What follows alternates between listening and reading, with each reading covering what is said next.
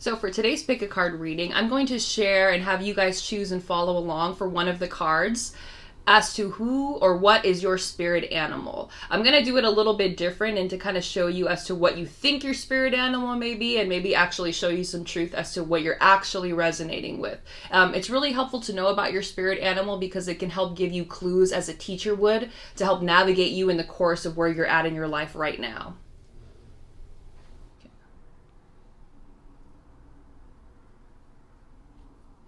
If you felt like this video was resonating or might be something helpful for whether it be a friend or a family member to really listen to and hear this message, feel free to share this to them so that way they can gain some clarity and hear the message that was needed to really delve in and again gain some clarity in their life. Thank you. Alright, so for those that picked group number 1, crystal quartz, here is where you think you're vibrating at and where you're actually vibrating at for your spirit animal. So we got fire ant as where you think you're at vibrating wise. You think this is what your spirit animal is representing. And what your actual spirit animal is this lovely elephant here. So we'll touch upon here too. You're actually vibrating with some high spiritual energies. The lesson that the elephant has come to taught you with is represented in this card of death. But here, I'll explain this in a little bit. So in terms of where you think you're vibrating at is with the fire ant energy. Fire ant energy is a bit of a sass mouth, in all honesty. I think you're a lot harder and harsher than you actually are deep down inside. Now, to be fair, people that are usually emitting the fire ant energy have good reason to do so.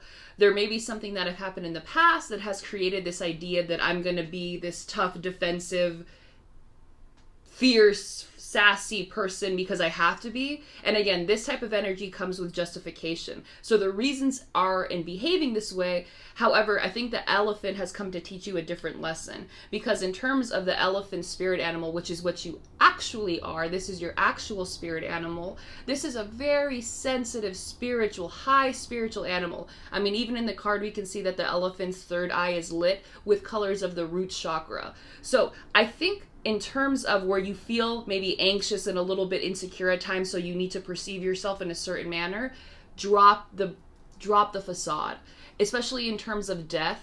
Death is about letting go and really being able to move on to the next chapter in your life, which is literally all about the elephant here. The elephant doesn't take the easy path.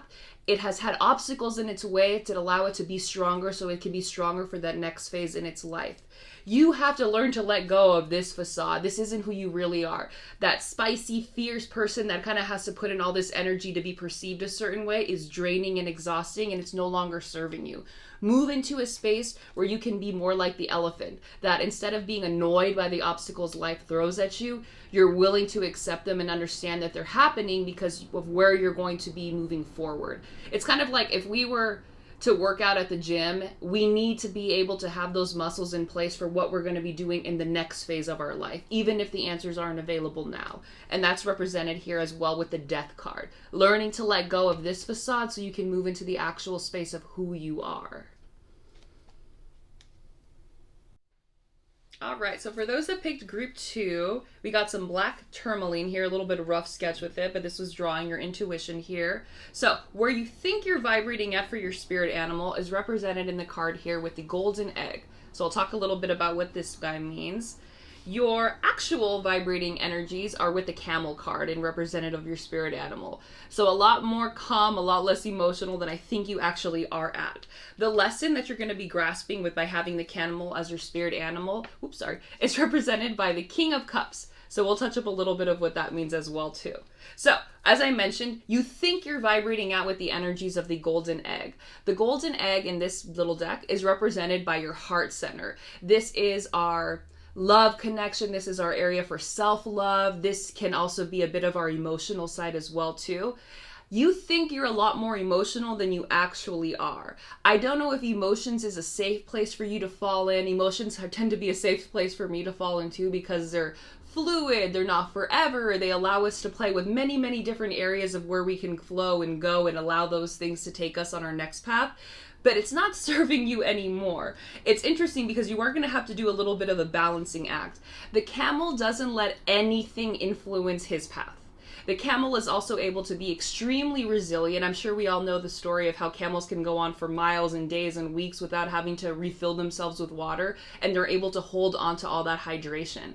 You need to kind of delve into this space, and not that you have to be so hard on yourself, but I think you need to work a little bit harder than where you're putting off at. Instead of waiting for the emotions to be right for you to do, they can be there, but you need to handle them more in the sense of the King of Cups. The King of Cups, while cups are a branch of the emotional, he's the most mature one of his emotions. He understands that they are there, but he doesn't allow them to make his decisions for him. You need to navigate your life in a path of resilience, of doing the work and doing all of that it needs to take, depending on what it is that you are working on. Not allowing emotions to influence you. They're not necessarily your friend at this space. Coolio the camel here is completely calm. They don't allow people's reactions even to influence him. Move yourself to higher ground by not allowing even whatever it is that's going around you, chaotic or not, allow to influence the way you're reacting. That's going to help you tremendously in whatever it is you are trying to do moving forward.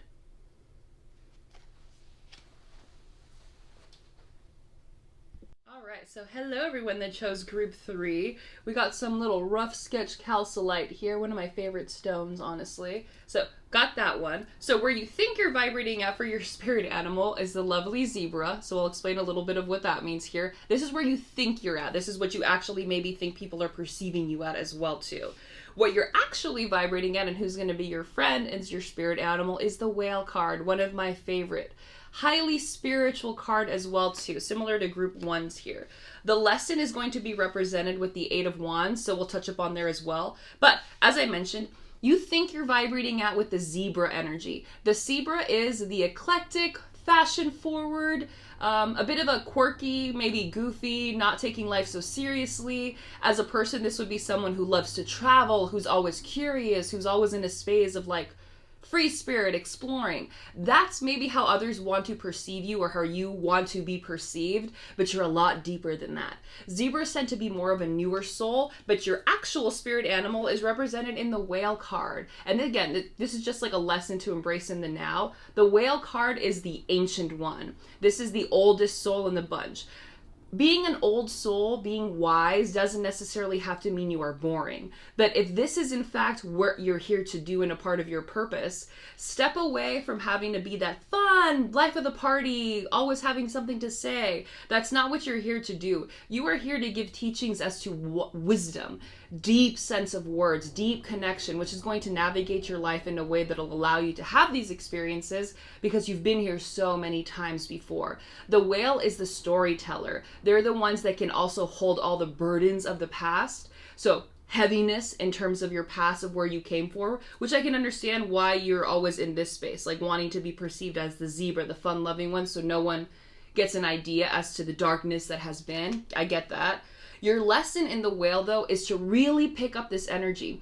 The whale card, I usually think of someone who's like an advisor, a counselor, that mother that just knows how to nurture everyone. And they really want you to pick up that energy with the 8 of Wands.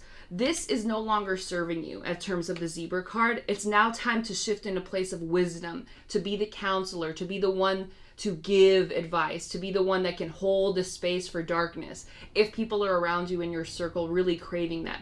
8 of Wands picks up fast, so things are going to be changing in a way that may be too hard to grasp.